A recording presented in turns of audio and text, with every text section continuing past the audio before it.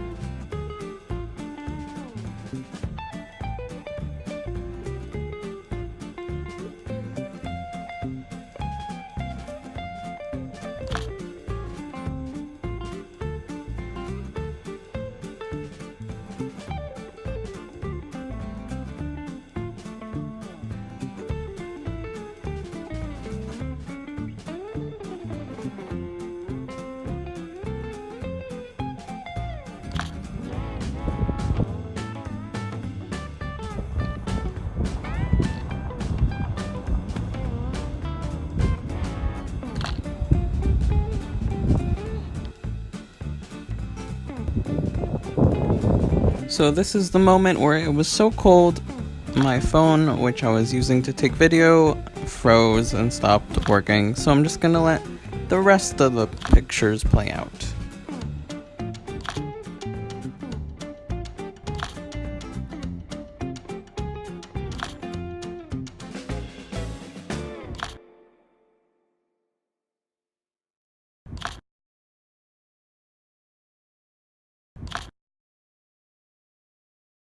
So let's get into the review segment of this video. The first thing that kind of struck me about this film, or about the experience in general, is that it doesn't really matter how good your film is, or how much money you've spent on your film or your camera. If your light isn't that good, your photos probably won't turn out in the best way they could have.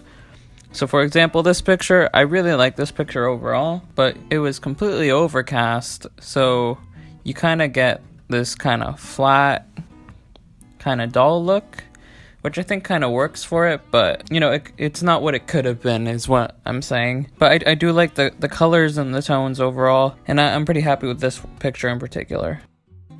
The next kind of aspect of this film I want to talk about is where the way the film acts during blue hour. So blue hour, if you don't know, is the hour right after golden hour. It's when the sun is just kind of dipped below the horizon and everything kind of goes blue. And this film did an amazing job with it. I think the way that the film kind of prefers these red tones kind of leads the film to act in a really cool way with all these blues. The blues kind of turn out to this really nice pastel color, and the lighting was really nice, and I was really glad on how these kind of shots came out. Like this one, for example, and this one.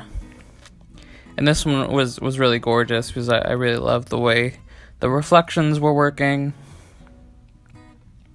Here I was trying to go for like a abstract landscape type picture. I think it turned out okay. But as you can see, as the film reacted in a really beautiful pastel type way to all these blues. So I think these are definitely my favorite from the roll of 36, and that's definitely a lesson learned for next time. Look at these geese.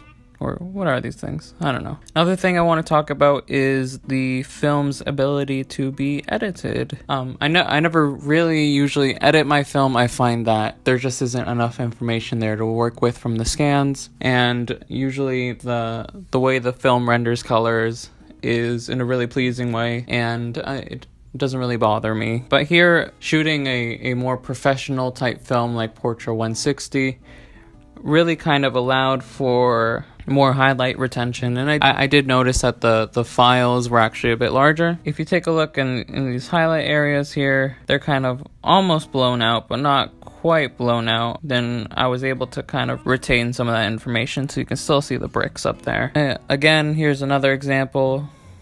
The photos were really crisp and nice. I really enjoyed the quality to the images and just how clear the film was able to render things. You know, I found that you kind of bump into this law of diminishing returns when you spend more and more money on film. Again, like in this conversation with 200 speed or 200 speed-ish Kodak films, you bump into Color Plus and Kodak Gold, which I have a video on, and they're almost 3 times less expensive than a roll of this, which, you know, if you're doing more professional work, I would definitely recommend going for Kodak Portra 160. But if you don't have a lot of money to throw around, because shooting film can become quite expensive quite quickly, I think you're totally okay with going with something like Kodak Gold or Kodak Color Plus and getting the best light that you can. But again, I definitely shoot this film again. I'm excited to try the 400 speed and kind of be more patient and wait out for better shooting conditions. So this has been my experience with Kodak Portra 160. I hope you've enjoyed it and gotten some value from it.